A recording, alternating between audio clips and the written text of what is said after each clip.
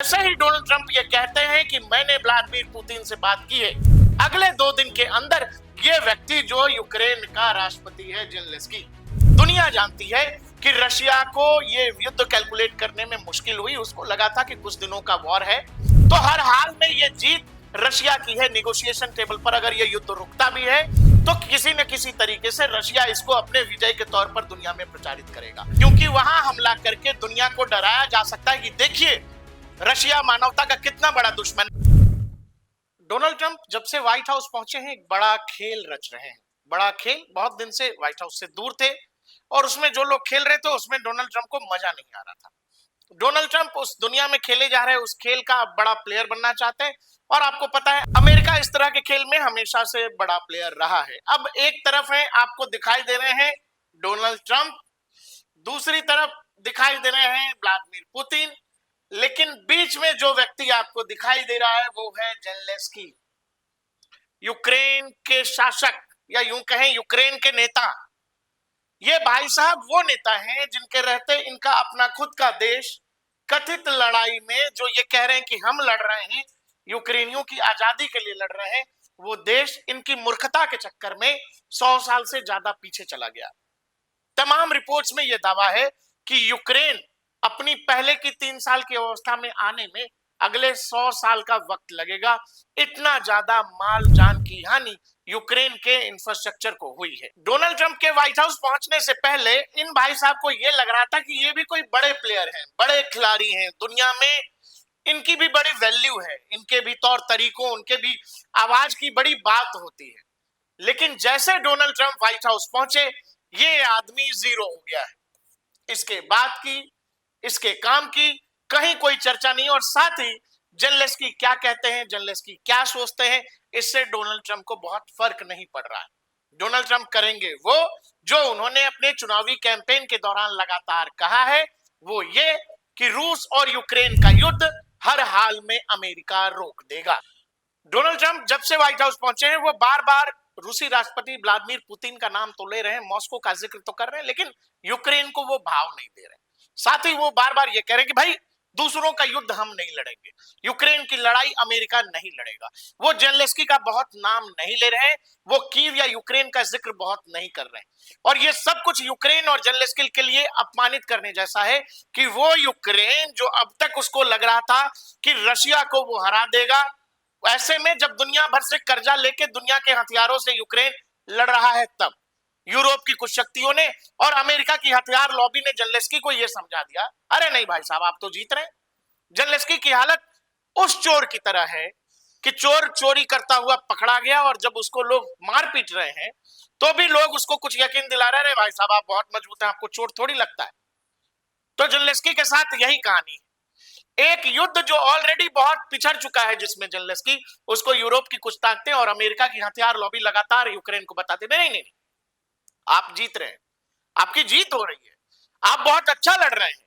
और ऐसे में लगातार यूक्रेन को यह व्यक्ति पीछे धकेलता चला गया। अब जब व्हाइट हाउस में डोनाल्ड ट्रंप आए हैं वो बार बार इस बात का जिक्र कर रहे हैं कि मैं राष्ट्रपति पुतिन से बात करूंगा, मैं इस युद्ध को रोकूंगा और बहुत जल्द मिलने की भी बात इवन ट्रंप कह रहे हैं। इस पूरी बातचीत में जेलेंस्की यूक्रेन का बहुत जिक्र नहीं है, वैसा जिक्र नहीं है जैसा जिक्र या जिस महत्व के साथ व्लादिमीर पुतिन की बात हो रही है, जिस महत्व के साथ मॉस्को पर बल दिया जा रहा है, वो बात, वो महत्व कीव को नहीं मिल रहा है, यूक्रेन को नहीं मिल रहा। और ये बात जेलेंस्की को बुरा लग रहा है। आपको पता है एक चीज आप समझिएगा, जैसे ही इस बात की घोषणा डोनाल्ड ट्रंप ने की कि मैंने बात की है, मैंने रशियन प्रेसिडेंट से बात की है, मैंने यूक्रेन से भी बात की और बोला है जल्दी ही तुम लोगों को निगोशिएशन टेबल पर आना पड़ेगा। यूक्रेन और खुद जेलेंस्की, इवन नाटो की कुछ कंट्रीज भी, यूरोपीय कुछ शक्तियां और अमेरिकी हथियार लॉबी अब तक ये नहीं चाहता है कि यूक्रेन और रशिया जो है निगोशिएशन टेबल पर बैठे। और यही कारण है कि दुनिया के कुछ ताकतें ये चाहती नहीं है कि किसी भी हाल में ट्रंप प्रशासन इस बात में सफल हो जाए कि उन्होंने जो अपने चुनावी कैंपेन के दौरान कहा कि भाई हम आते ही युद्ध रोक देंगे, ये कारण है कि वो नहीं चाहते निगोशिएशन टेबल पर बैठे। अब जब ट्रंप लगातार खुद पुतिन से बात कर चुके हैं, पुतिन उनको मॉस्को आने का निमंत्रण दे चुके हैं और खुद बार बार इस बात का जिक्र कर चुके हैं डोनाल्ड ट्रंप कई बार कि मैंने बात की है, मैं चाहता हूं हम जल्द बात करेंगे, मैं चाहता हूं जल्द से जल्द ये युद्ध रुके। जैसे ही डोनाल्ड ट्रंप ये कहते हैं कि मैंने व्लादिमीर पुतिन से बात की है, अगले 2 दिन के अंदर ये व्यक्ति जो यूक्रेन का राष्ट्रपति है जेलेंस्की, क्या लिखता है? ये कह रहा है कि चेर्नोबिल में जो पुराना परमाणु रिएक्टर था वहां पर जो बंद है ऑलरेडी, वहां पर रूसी ड्रोन ने हमला किया है।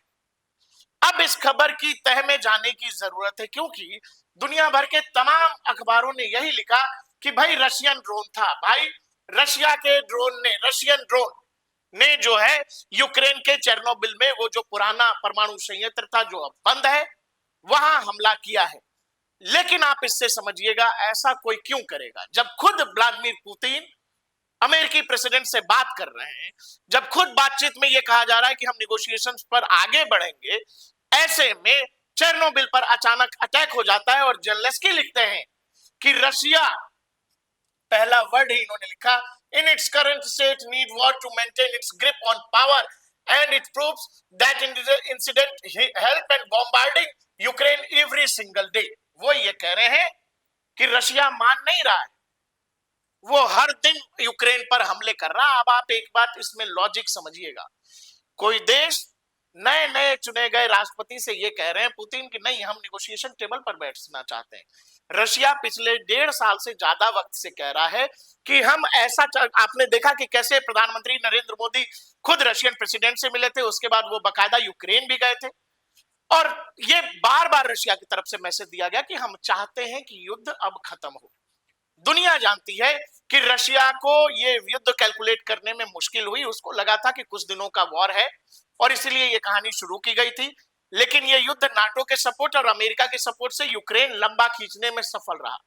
ये युद्ध लंबा चला, यही एक तरह से विजय है यूक्रेन की, क्योंकि जिस तरह का मिलिट्री माइट है रशिया, उसके सामने 3 साल से ज्यादा वक्त से यूक्रेन लड़ पा रहा है, तो उसके पीछे यूरोपीय शक्तियां हैं, अमेरिका है, और यही कारण है कि यूक्रेन इतने लंबे समय तक रशिया के सामने टिका रह गया।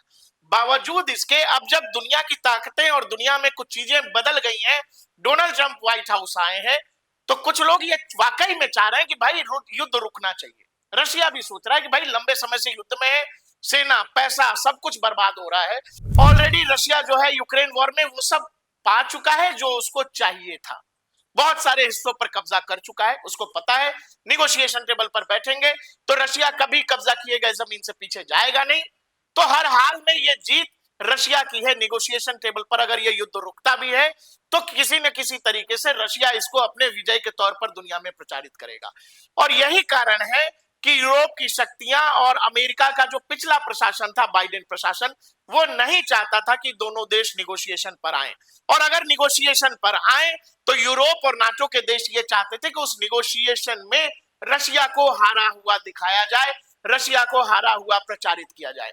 और यही कारण था कि बार बार व्लादिमीर पुतिन कह रहे थे कि जब तक निगोशिएशन बिल्कुल बराबरी में नहीं होगा, जब तक बराबर के लोग टेबल पर नहीं होंगे, मैं निगोशिएशन को नहीं मानूंगा।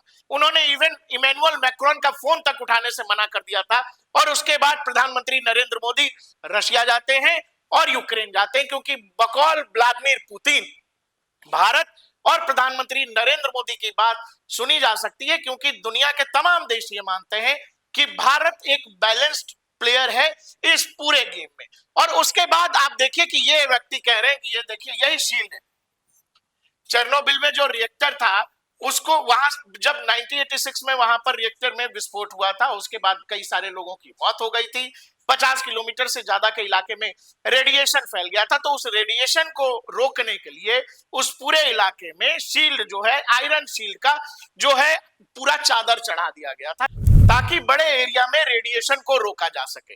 और अब इन्होंने कहा है जेलेंस्की साहब ने कि रशिया ने अटैक कर दिया। आप बताइए, रशिया खुद नेगोशिएशन टेबल पर जाना चाहता, वो क्यों अटैक करेगा? तो दुनिया की कुछ ताकतें या कुछ रिपोर्ट्स इस बात का दावा कर रही हैं कि इसके पीछे कहीं ना कहीं यूक्रेन का ही हाथ हो सकता है, क्योंकि यूक्रेन चाहता है कि नेगोशिएशन डिले हो जाए, क्योंकि डोनाल्ड ट्रंप भाव नहीं दे रहे हैं जेलेंस्की को, कीव को, तो वो चाहते हैं कि कैसे भी इस निगोशिएशन को टाला जाए। चेरनोबिल का यही वो रिएक्टर है 1986 में जहां पर विस्फोट हुआ था। ये जो इलाका आप देख रहे हो, यहीं पर 26 अप्रैल 1986 की रात में एक रिएक्टर का टेस्ट होना था, जो अचानक वहां पर कंट्रोल नहीं रख सके। 4 रिएक्टर था, उसमें से एक में विस्फोट हो जाता है और उसमें करीब करीब 32 लोगों की तुरंत मौत हो जाती है। यही वो इलाका है। और ये वाली तस्वीर जो जहां मैं सर्किल कर रहा हूं, यहीं पर जो है बताया गया एक अनमैन ड्रोन आता है और वो अटैक करके चला जाता है। अब आप सोच रहे होंगे कि नेगोशिएशंस को रोकने के लिए, नेगोशिएशंस को डिस्टर्ब करने के लिए डोनाल्ड ट्रंप की जो पूरी मुहिम है, उसमें रोड़ा अटकाने के लिए आखिर चेरनोबिल रिएक्टर को ही क्यों चुना गया? वो इसीलिए क्योंकि वहां हमला करके दुनिया को डराया जा सकता है कि देखिए रशिया मानवता का कितना बड़ा दुश्मन है और ये जानबूझकर इलाके में रेडिएशन फैलाना चाहता है। और इसीलिए इस वाले इलाके को चुना गया। जो अमेरिका के सेक्रेटरी ऑफ स्टेट है रूबियो साहब, वो क्या कह रहे हैं? वो ये कह रहे हैं कि यूक्रेन ने बेवकूफी में अपने आप को करीब करीब 100 साल पीछे धकेल लिया है। और ये 100 साल कम ही कह रहे हैं, जिस लेवल का इंफ्रास्ट्रक्चर यूक्रेन में बर्बाद हुआ है शायद 100 साल से ज्यादा का वक्त लगे। इसके अलावा दर्शकों, ये जो मैप है आपके पास, वो मैप ये दिखा रहा है, ये अधिकतर वो मैप, ये जो रेड इलाके हैं, रेड वाले इलाके, इन सब पर रशिया का कब्जा है। वो चाहे सेवेस्तोपोल हो, लुहांस्क हो, डोनेट्स्क हो, ये आपको पता है युद्ध शुरू होने से पहले इन इलाकों पर जो है रशिया का कंट्रोल था। 2014 में क्रीमिया को अपना हिस्सा बना लिया था। इसके अलावा खेरसोन और इन सब इलाकों में रशिया ऑलरेडी काबिज है। तो यूक्रेन का एक हिस्सा लगभग लगभग ऑलरेडी रशिया कब्जे में कर रखा है। पिछले कुछ 6-7 महीनों में यूक्रेन ने भी बहुत लिमिटेड इलाकों में रशिया के कुछ इलाकों में कब्जा जरूर किया है।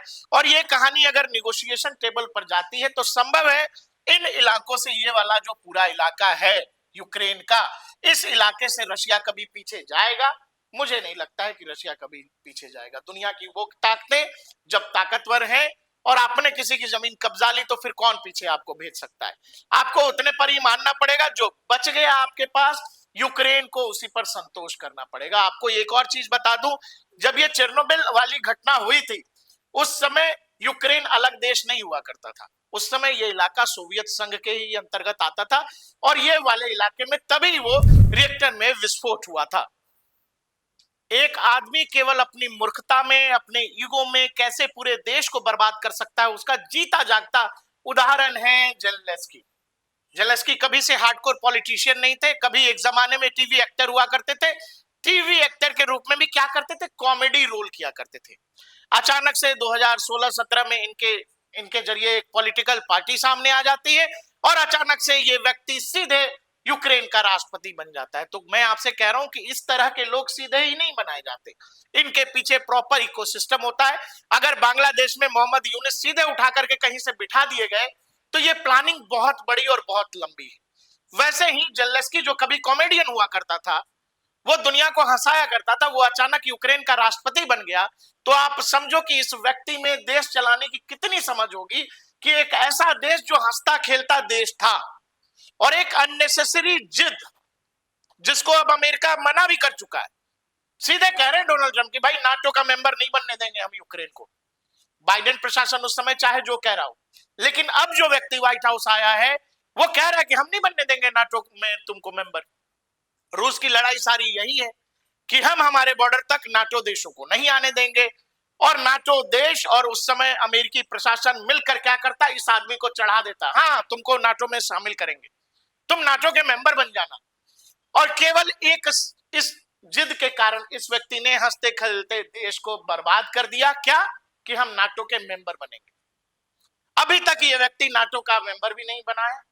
हाँ, दुनिया से उधार के हथियार, कर्ज के रुपए पर ये आदमी अपने देश को जरूर युद्ध में लड़ा रहा है।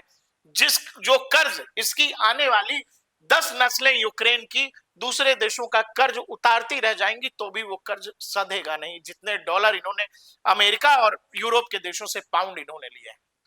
तो किसी हमारे देश में भी कई बार ये कोशिश की गई है। आप जब ध्यान से इसका अध्ययन करेंगे कि किसी मस्करे को, किसी ऐसे आदमी को देश की सत्ता दे दी जाए कि भारत का इस्तेमाल फिर दुनिया की शक्तियां अपने अपने लिहाज से करें। लेकिन चूंकि भारतीय लोकतंत्र बहुत मजबूत है, बहुत प्रौढ़ है, और इसीलिए ये फायदा दुनिया की शक्तियां यहां नहीं उठा पाई है। दुनिया की देशों की नाराजगी भारत को लेकर इसलिए भी कई बार ज्यादा लगती है क्योंकि वो अब अपने मन का भारत के खिलाफ या भारत के अंदर कर नहीं पा रहे हैं। लेकिन इस आदमी ने जो दुनिया की राजनीति का महज जोकर से ज्यादा ये व्यक्ति अब कुछ नहीं है।